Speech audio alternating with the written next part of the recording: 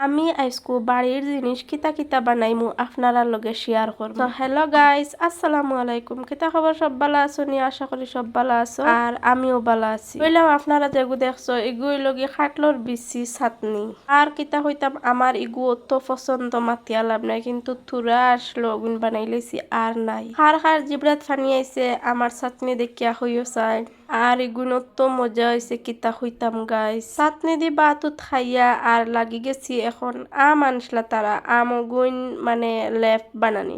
আপনারা কিতা হইন জানি না, আমর ফুটি না আম সত্য কিতা হইন জানি না, আমি আমর লেফ কই।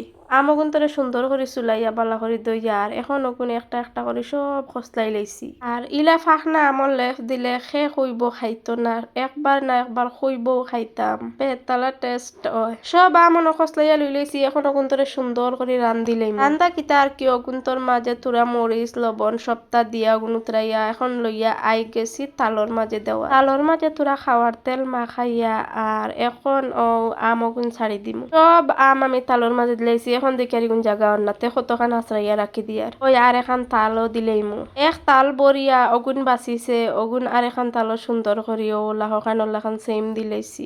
আর আমার লেফ বানানি দেখিয়া মানে 2 দিন তাকিন রইদ নাই কিতা হইতাম গাইস। আমার লেফ দেওয়ার নাটক গুনতা দেখো ও তালো তাকিন হ তালো হাসরাইতে শেষ, লেফ অনও হুকাই যাইব।